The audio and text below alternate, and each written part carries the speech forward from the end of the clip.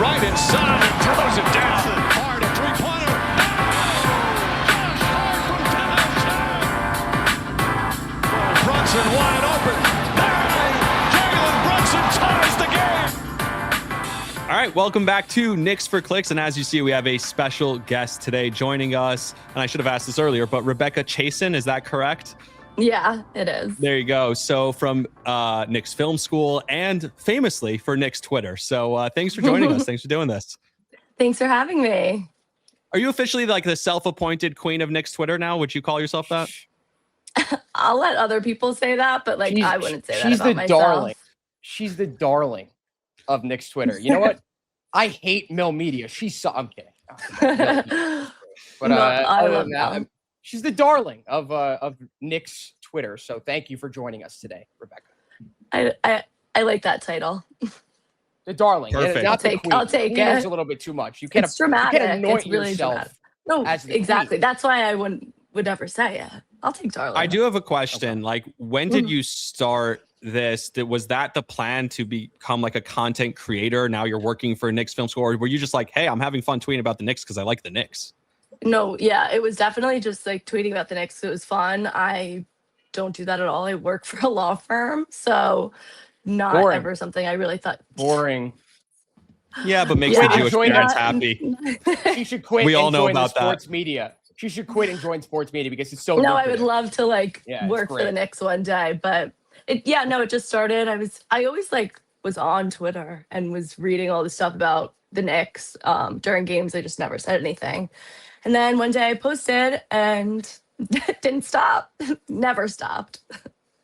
Continual.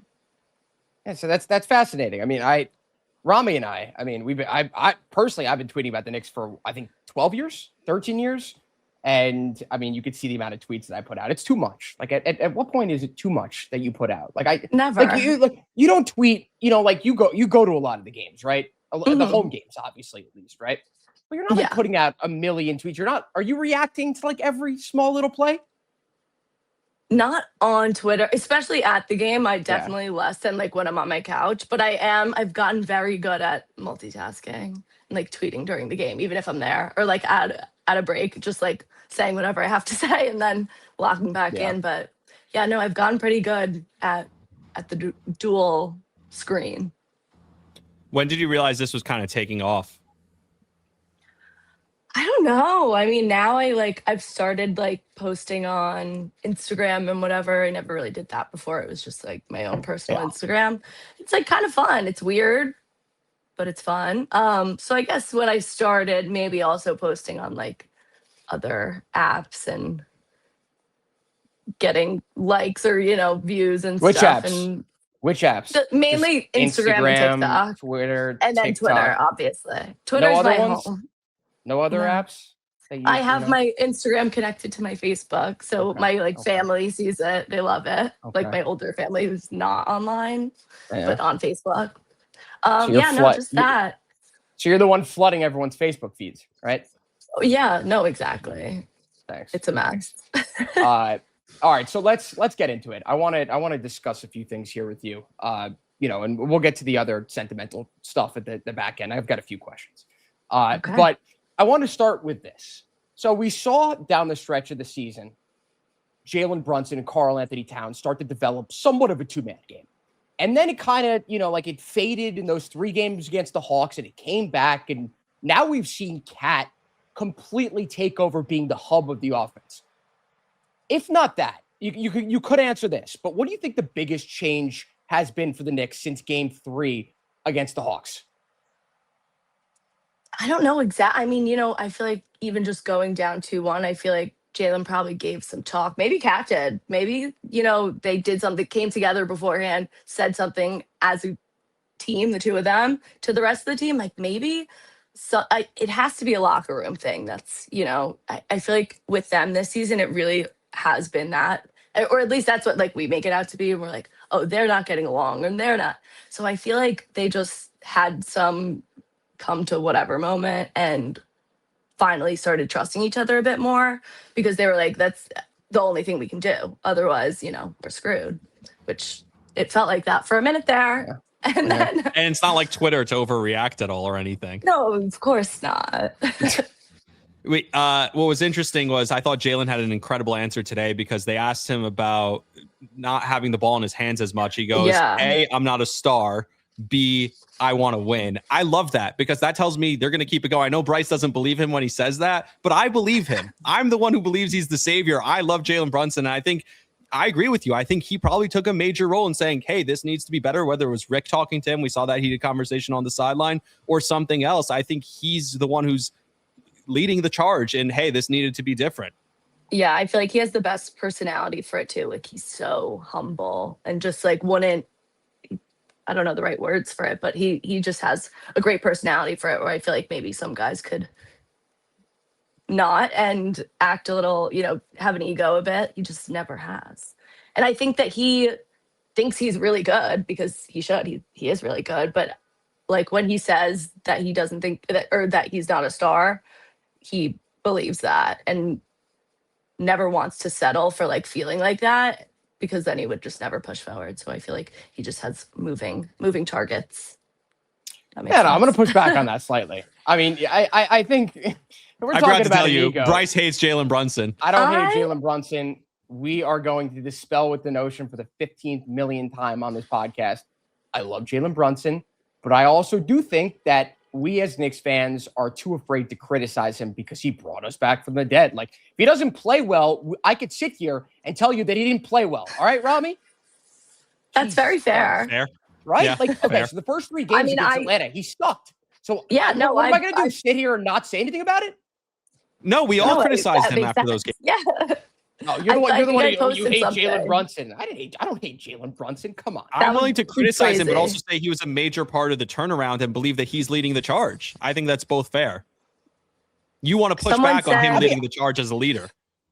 I don't know what you're talking about. You're talking. You just said I want to to push back on that.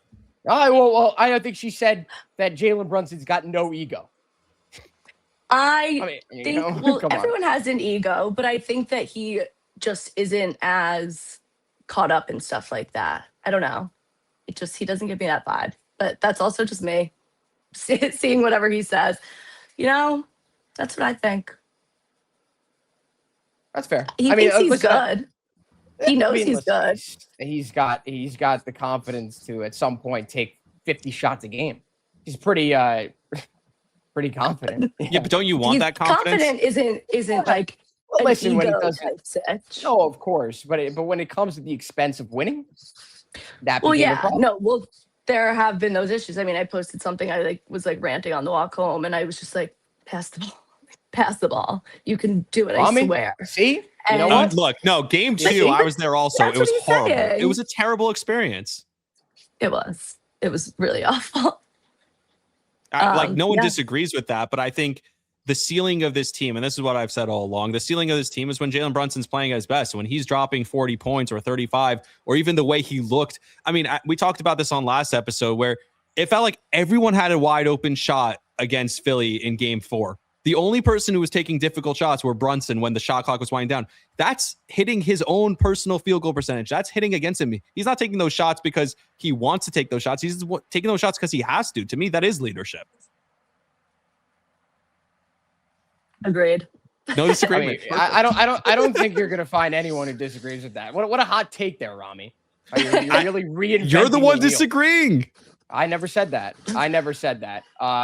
No, I mean, I think when we look at Jalen Brunson as kind of like the savior of New York, it kind of gets lost in the shuffle of like, he was the one impacting whether the Knicks won or lost way too much. And last year against all those different teams they played against the Pistons was largely true, especially against Indiana. When Brunson had bad games, the Knicks didn't win because Tom Thibodeau, in my humble opinion, Rami, he allowed Jalen Brunson to run the offense. He allowed him to take 50 different shots. That's all I'm saying. Of like the second that he reverted away from that strategy of I'm taking on whatever defenders in front of me, I'm going to do the step backs, the pump fakes, the step throughs. I'm going to do all that different stuff to try to score, and no one else is going to do anything. The second he switched that up, Becca, everything changed, right? Yeah, no, he definitely has I mean, I was doing that article throughout the year, so I was looking at the numbers more than I typically do. And there were just stretches of games where if Jalen's shooting was off but his, he was able to pass the ball more, Yeah. we were just like, we're winning. And that's obviously something that would happen, or at least do better, but definitely noticeable compared to how Tibbs ran the team and, ran him. What's interesting is I feel like Mike Brown got so much hate for most of the season, especially after game 3. It was like, oh my God, fire Mike Brown today. Don't let him coach another game. And it almost feels like he's redeemed himself to the point now where I know they didn't make it as far as they did last year yet, right? Like they still have to go one step further. Are the cops after you? Becca, what's going on in the background here? What the hell is going on out there? Too much is happening today outside my apartment. It's ridiculous. I thought that was you, Bryce. This morning. No, it's not me. No, it's right here. It's definitely her. Yeah, I mean, I could hear. Yeah. Sorry. Yeah, back to Mike Brown. Again, he was brought in after they went to the conference finals last year, so the expectation is for him to take them one step further. But now I feel like the way they've played the last 2 weeks, the fan base is kind of flipped where I don't see any of the fan base pointing the finger at him if this does go south, even if they do lose to Detroit or Cleveland. Mm-hmm. Which could also change in like a game. Again, yeah. I mean, narrative shift pretty quickly. I've definitely gone back and forth. I try very hard to just be like, I am a very optimistic fan, and that includes any part of the team, including the coach. So I try my hardest to trying to think of the right words, but just not get mad at him as much as I do, and be on his side and be like, no, they shouldn't fire him after the season if we didn't, make whatever goal they set for him. But yeah, no, it really is a game by game basis. And right now he's doing good. So I'm happy and everyone is, but that again can change in a game. Yeah, I mean, the nature of fans. I think it's just New York in general. Are you a Mets fan? No, I'm technically a Yankees fan, but Okay. I don't really watch other sports So that much. good for you just because they've basketball. sucked the last 4 or 5 days. I've heard. But yeah, I mean, like it's the same with the Yankees and the Mets as well. If like one guy is off or a manager or head coach is not performing and getting the most out of the team, like stuff changes quickly, right? Mhm. Like one game here, one game there. But I really don't subscribe to the belief that if the Knicks lose in the conference finals, that Mike Brown's job is safe. Like, would you tend to agree with that? You think that he would potentially get fired? Yeah. I mean, when James Dolan goes on WFAN and says, Well, hey, yeah. listen, we got to win the championship. We're a championship contending team. We're not raising the NBA Cup banner. We're looking for a championship. Well, if they don't get to the point where you need to get to try to win a championship, then I don't know. I think there's a chance that he gets canned. Yeah, no, I like kind of see both sides because I also am like, how do you expect to just win if you're, doing that kind of changeover, like where you're able to bond as a coach and players. So it's kind of crazy to me that would be a thing, but I also do believe it because he went on record and basically said it. So it took them 8. Whether Go or ahead. not like I or some people believe in him, it is just that whole like turnover part and getting close as a team. Sorry, Yeah. continue. No, it's true. I totally get that. And it took them 85 games to gel. Like we saw it this year, right? Because 85 games into the season, they still hadn't figured this out. And now it seems like they have. Do you think this extended time off, which they haven't had in any playoff run over the last few years, do you think that helps them gelling the way they've been or hurts them? I don't know. I've been going back and forth with this with everyone. And, I feel like the best part of the break is really just OG getting that time. Oh, for sure. And like obviously them, getting a second to, heal a little of their bodies. They're working Just hard. breathe. But They haven't had this. other than I would have preferred it to be shorter if OG wasn't like in this situation that we're in. Because I mean, they are still practicing and whatever, but nothing like a game to bring them together. But I think they'll, if anything, it'll maybe be rusty at the start and then get better as the game goes. Hopefully very quickly into the game. Yeah, so Mike Brown said today, essentially, we don't know if OG Anunoby is going to be ready for game one, whether that game be Sunday or Tuesday, I believe. Rami, you can correct me if I'm wrong. Sunday or Tuesday are the two options. Okay. Essentially, he said, and I you could kind of like chalk it up to whatever you want to chalk it up to. He essentially said he doesn't know for sure if OG Anunoby is going to play. Do you think that that's like a little gamesmanship? Do you think he's trying to hide the fact that OG is 100% healthy and is definitely going to play? Because I think at this point we all expect him to play. Yeah, I think that he will play. I think they're also sneaky. And, I mean, technically he didn't, I don't think he took contact or was it part of a scrimmage. So he's kind of just saying what's currently happening and just can't, say further than that because getting hopes up or down. So, but I think he'll play. I hope he'll play if he's good to play. I hope so too. And game 5 is tonight for the Cavs and the Pistons pretty much as we're recording this. So who would you rather face in the next round? I hate that question. I've been asked it so many times now. It's awful because like the worst. I don't want to say who I think. I mean, I feel like just based on the fact that I think we can beat the Pistons. I do. But the only things that make me not answer them is that they want revenge from last year and they beat us all season, which obviously happened with the Celtics. Then we beat them, but yeah, the Pistons want revenge. So, but also I think the Knicks are playing so different now than they played all year. Like the Knicks didn't blitz Cade Cunningham all year. They didn't run the offense through Cat the way they're running it now. I just feel like it's just very different the way they're playing now versus the whole season. I think we can beat them, but if you're going to ask me who I'd rather play, it would probably be the Cavs. Yeah, I said it today on WFAN. Like the only variable with the Cavs subtle is flex. That. Yeah, cool. Evan asked me the same question today on the show. You're the man. It is cool. He asked me the same question, and what I said was the only thing with the Cavs is you have the variable, which is Donovan Mitchell can score 40 points and a half, as we saw the other night. Like that, I don't believe anyone on the Pistons could do that. So like that's the one variable with playing the Cavs. Outside of that, I'm not scared of the Cavs at all. But honestly, the way the Knicks are playing right now, I'm not scared of either of them. Exactly. Either. I mean, I'm ready. But if we look at, because of course, as we know, the Knicks have played both those teams in the last 3 years in the playoffs. We know what happened with the Pistons. We know that they had a very hard-fought series, and honestly, if a few shots go a different way, Detroit can win that series. Like I don't think that's too far-fetched to say. But then we look back at Cleveland 3 years ago in 2023, and the Knicks kind of dominated it. Like on the boards, Mitchell Robinson had his way. Like I think that there's a fundamental difference in the playing styles of the Knicks and the Cavs and the Knicks and the Pistons. I really like echo the sentiment of like Cleveland is obviously the better matchup, but like what would your confidence level be playing Detroit? Do you think that their old tendencies of, I guess you could say, going soft, do you think that could come back to bite them against Detroit? I'd hope not. I'd expect them to not let that happen. Yeah, that's really it. I think we could beat Detroit, definitely. They're definitely a good team and showed that they can even just play a long series, even though they're playing, the 8 seed, whatever. But I think we could beat them. If you had to make a prediction for how this season ends, what's your prediction?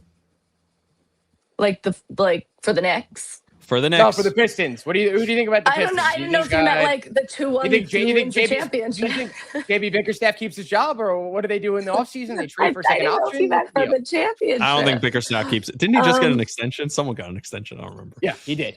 They barely beat Orlando. They were down. And then he got an extension, right? Orlando had the worst offensive half in maybe NBA history, and then he got an extension. Jamal Mosley got fired. Unreal. Yeah. Idiots. I think we will make the no. That's please. I think we will make the finals. That's what I have in my head. I'd love to say we'll win it all, but I definitely finals. I believe.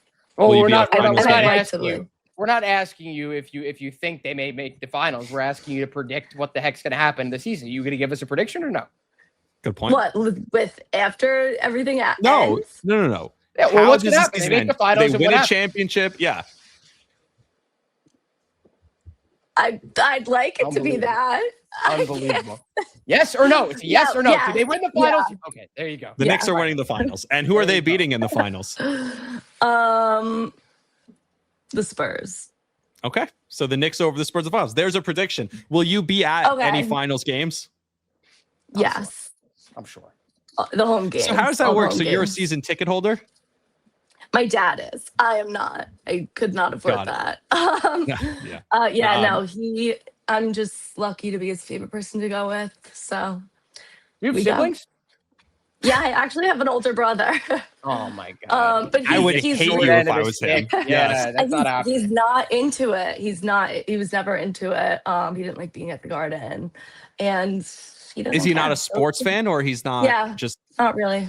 So I can relate. He'll watch, but he doesn't. I'm the only sports fan in my family. I have a bunch of siblings, and my father's a big Knicks fan, and we're the only ones. Like, we talk our own language when we talk about it, and it's so cool. Like, because I've followed you for a little bit now, and I just see the relationship that you clearly have with your father. Like, Bryce and I talked about this when we started the podcast. Like, we're sports fans because of our father. His family has season tickets. My father had a partial plan for years. Like, and this is like not all we talk about, but it's like the basis of our relationship is like, we'll just send each other Knicks stuff back and forth, and everything's around it. Like, tell me a little bit about that, about the relationship with your father, like that bond that you had through the Knicks. Yeah, I mean, especially now that I live in the city and not in their house anymore, when the seasons, or when we're in season, I'm seeing him usually, at least once a week. So it's really fun that we get to see each other more often than maybe me going home, or he doesn't love the city, so he doesn't really come in except for Knick games. So it's really fun, and I feel like he enjoys seeing me do my thing. He doesn't have social media really at all. Like, he's not on Twitter, but obviously he knows everything about it, and everyone knows him. But it's really fun to bond with him over it, and I'll call him after games that we don't watch together and chat about the game. And when I was doing my articles, he was like, every Friday before they were due, I'd be like, let's go over it. He was like my editor. So yeah, I talked to him a lot more than if I wasn't a Knicks fan, and I didn't share this. That's terrible. That's terrible to interest. say that you wouldn't talk to your dad if you weren't a Knicks fan. Would talk. That's what you just said. But I'm gonna clip that and I'm gonna send it to your dad. I'm gonna find him on Facebook. See, your Facebook shouldn't be too hard to find. So I'm gonna find your Facebook. I'm gonna send it to your dad and then see how that goes. Yeah, and then he might want to bring me to the Knicks games instead. Maybe. I doubt it, but maybe. My mom's always. If I look through my text with my dad, I think it's 90% Knicks talk also, though. I was just going to say. So no, it's all Knicks. And then, like, how do I do my taxes? Or, like, can you do my taxes? That's terrible. That's awful. Really terrible of you to say. No, tell us about the story of your dad. When did he get season tickets? Like, what's the deal with that? How long? 1991. Wow. So, yeah, 35 years, I believe. I'm 26. My brother's 29. My parents, I think, got married, after he even had those tickets. So he's had them longer than the rest. He's had the rest of us. Yeah. Different world. Different world. Can you imagine any of us affording season tickets? I definitely can't. Well, you know what? I think he said when he got them for his first time buying the season tickets, they were running some deal, and it was like $20 a game. So it was definitely a lot more affordable back then. He would save all his tickets, like the physical ones. It was like finals tickets, I believe 1994 or 99, like $25 for the finals. And he sat in the 400s before the Garden was renovated. He loved those seats, and they were good. It was high, but he had the aisle. He was in the first row, so like nobody was walking in front of us. And he had so many friends in his section who he's still friends with to this day, and who also, some of them still have tickets, and we'll see them a lot at the Garden. And then they renovated, and he was distraught. And now we like our seats, but we kind of moved around a bit. But yeah, definitely a lot more affordable then. Still affordable for me because he pays for it. Free is affordable, yes. Good for you. Yeah. Rami knows I'm chomping at the bit to give my own little story. So my family's had Knicks season tickets for 60 years next year. Wow. My dad thinks we're the longest season ticket holder in the Garden. We might be. I'm just going to let him believe that, whatever helps him sleep at night. Shout out to him. Probably watching this. He tells everyone. It's really annoying. But yeah, no, we I He'll would be in the too. comments.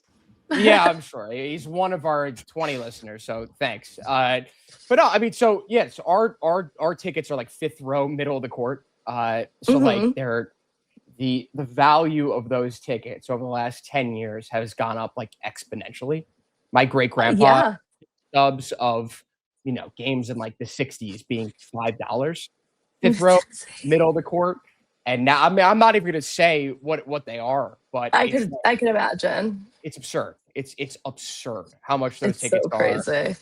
And listen, I think we all need to cherish what we have. Like, you have an amazing situation. You know that, right? Like, that's 100%. 100%. You understand. I would not go to like games the way I do if I didn't have that. I can't afford that. So it's very fortunate. I'm very lucky and I love it. And I try not to like be annoying online. I mean, I post when I go to games, but some people say stuff and I'm like, I don't like, you want me to give it up? Right. What do you want me to do?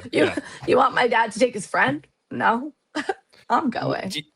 Do you think you'd be as big a fan if you didn't go as often, like growing up? I don't know. I feel like maybe not. I mean, I can't say no because he is such a big fan.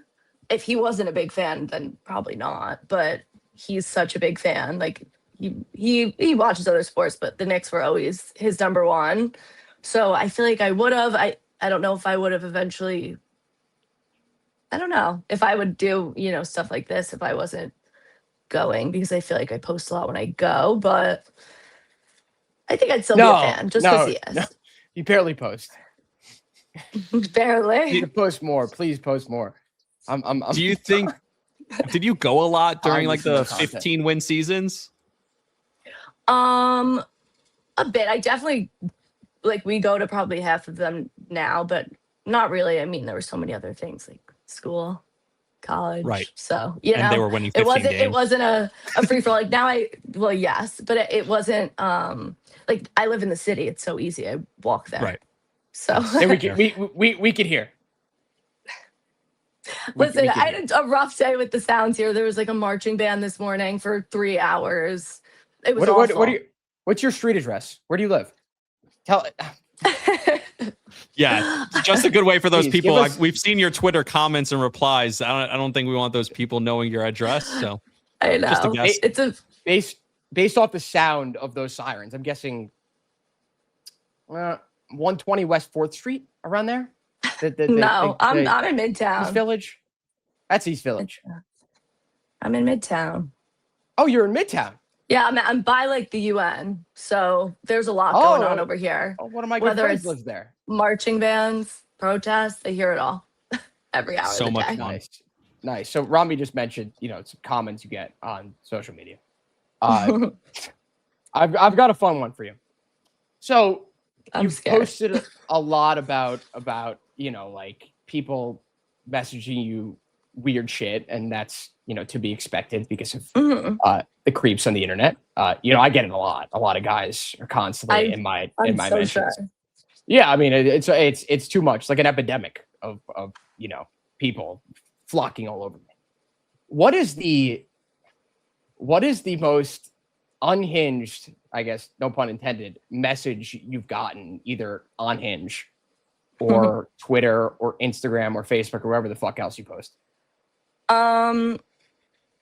It wasn't even to me is the craziest part. It was this guy found my dad on LinkedIn and messaged him basically like saying that he loves the passion he instilled in he was like, in your daughter for the Knicks. And I hope that, one day I can do that. And he was like, I hope his name was Andrew. And so is my dad's name. And he ended it with like, I hope that us sharing the same name doesn't stop me in my pursuit of your daughter.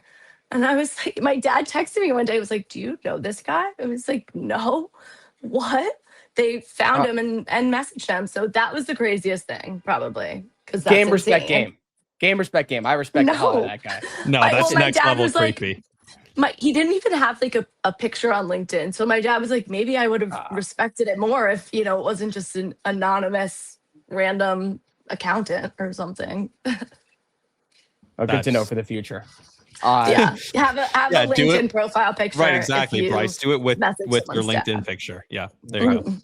Okay. I know, but that's not like an unhinged message. That's just an No, that's just an unhinged. unhinged situation. That's I guess crazy message. behavior.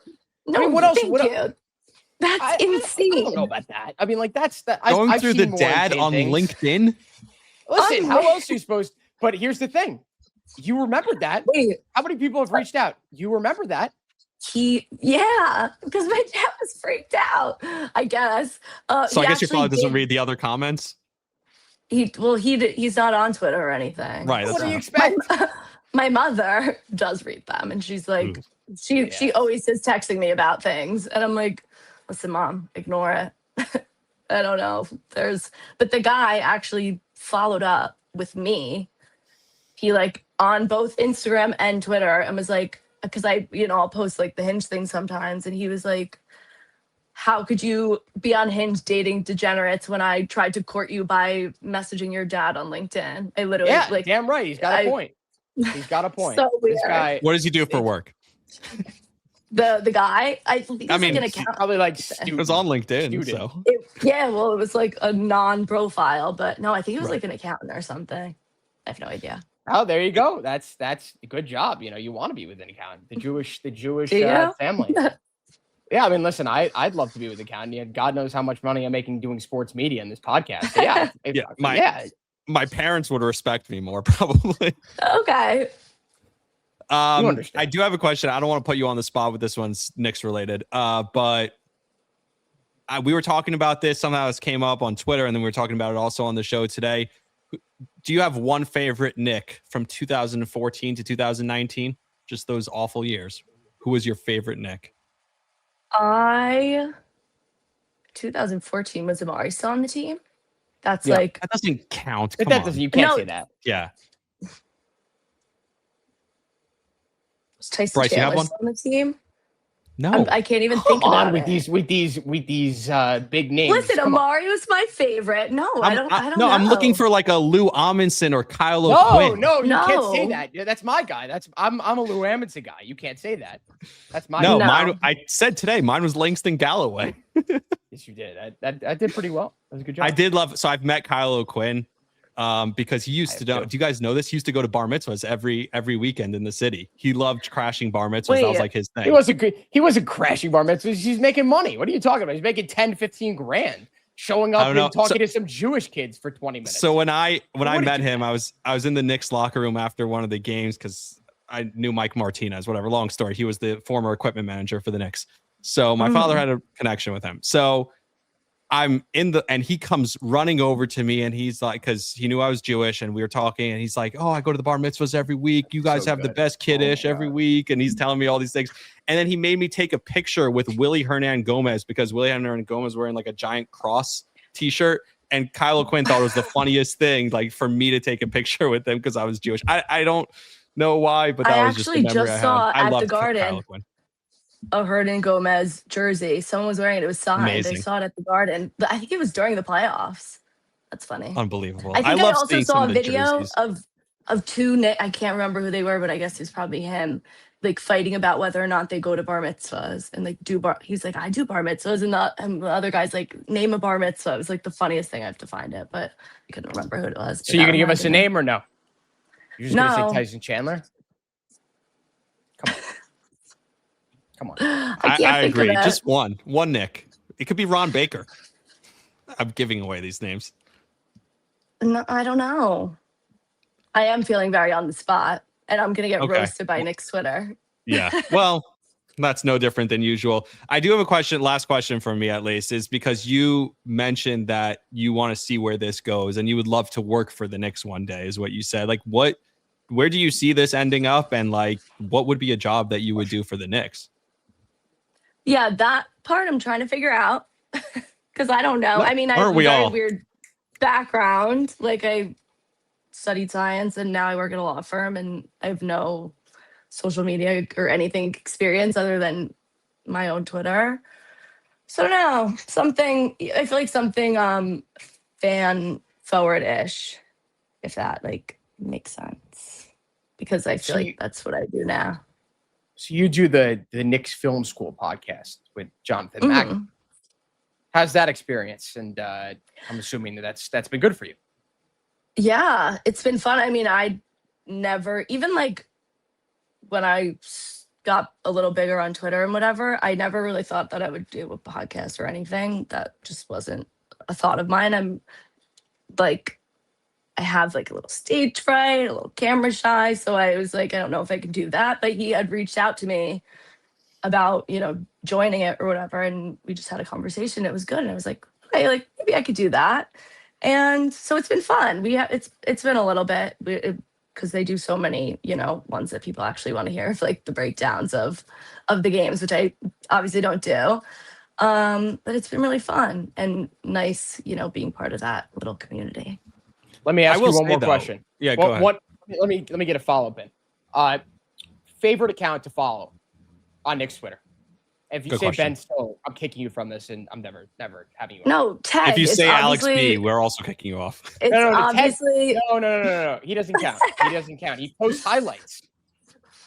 and really good edits. He posts highlights before they show on like my Gotham Sports. Like that's insanely impressive. Well, Gotham Sports is 4 minutes behind. No, I know. I like him always. It's so funny. I have to turn off my notifications because I get like the notifications from Real like 7 minutes before anything happens in the game. Sometimes when me and my dad are at the game, we'll look at stats on our phone and be like, oh wait, what if we're behind? And we're like, because we're just so used to that. Exactly. Like, I have the same PTSD. They're right there. Yeah, exactly. They're right there. But that's the PTSD that Gotham Sports gives you. Assholes. I don't know who my John Mackey's pretty great. I mean, I do the podcast. Jesus Christ. I'm feeling like Jalen, very like not answering that. Very PC. Too PC. I mean, you must have an ego though, right? Like Jalen Brunson. Or actually, no, she's got no ego, like Jalen Brunson. Much like Jalen. Look at that. So This is fun. I was gonna ask you about this because you mentioned the Knicks must be aware of you, right? Like seeing you and your dad like that. To me, that would be something that if I were someone who worked with the Knicks, season ticket holder, you would want to lean into. So you'd have to think like they know that you exist. Yeah, no, they do. I mean, Like of course they know she exists. They have with all the security cameras and surveillance they have. That's true. Of course they know I who get she is. so scared when I tweet sometimes. Don't I'm like, don't but say you- anything. Don't say but anything if you you- want to work for them. Don't You just work for a law firm. How nervous are you? God forbid your law firm takes up a case and you can't go to games. Well, what's she going to can't happen? answer that. She wants to work for the team one day. That's so rude, Bryce. Is she going to get a I job for work the at team? an She works for a aviation law firm. You an aviation? Oh. Well, Yeah, listen. so it would have to be really a weird Terrible situation. joke. Hopefully not Spirit Airlines. No, I mean, well, it's a separate, not Entity. them. So I don't think I would run into that issue. Hopefully, I'd quit before that's fair. I lose access to the garden. Would you actually do that if your company got in, active litigation Probably. against the Garden? You would Probably. quit just so you can continue to go into I Knicks. think so. Wow. Yeah, I mean, if it Well- happened during the summer, that would be better. They could wrap that up. But no, I think I actually would quit. Oh, I can find a new job. My boss I'm is still gonna be allowed like, into "What the Madison Square Garden somehow. Like they'll take my money. Like that's the thing. Like they hate WFAN, even though James Dolan came on WFAN because he loves Craig. But they hate us. Like we don't get press passes Really? to them. Yeah, they won't let anyone who works for MSG Network come on, do interviews, anything like that. Even guys who are friends, like Boomer and Greg are good friends with Wally. They won't let him on because the WFAN beef, which is like years old. It's dumb, but they'll take my money and let me in the building. So fingers crossed that continues. I didn't know that existed, that beef. It's ridiculous. Anyway, well, we appreciate you coming on. Promote anything you have to promote, although you seem to be doing fine, but She's done enough. She's done enough. Nah, you can Bryce is Promote what you gotta do. sassy. promote what feisty, you gotta yes. promote. You and should have then seen we, him with you know- Alex B. Oh, he Oh sucks. God. Oh my Alex God. B. Alex B. is my least favorite Jew in the in. You know what? I take that back. He's my least favorite follow on Twitter. So you could have turned that back on me, and I probably would have given you some, dumb answer or whatever. But if you asked me my least favorite follow, it's not even close. Alex B.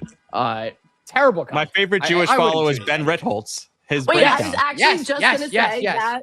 that made me think of that. Like, I love following. My favorite things are his like post Shabbos like reactions to Yes. games. I should text him. I'm We like, should have I him hope, on. I Ben's hope he awesome. sees this. Yeah. I'm like, I can't wait for him to see You're the game. connected with him, Robbie?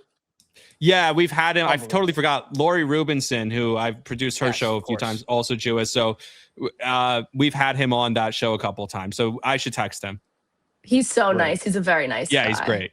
Yeah. And I can relate to the having to check the scores after Shabbos. So, it's a disaster really? sometimes, but yes. Damn, He's I'm gonna do it. He's a Jew. You're a Jew. Not me. Super Couldn't be Jew. me. I'm reformed. Depending on the day. Yeah, and I love those tweets. That's my answer, Benji. Well, we appreciate you coming on. Thanks for doing this. For everyone else, please like, subscribe, share the podcast. Until next time, let's go Knicks. We'll see you in the finals. Yes. We'll see you at the parade. Maybe. Yes. No, maybe. she said they're Stop. winning. We'll see them at the parade Maybe. over the Spurs. This guy.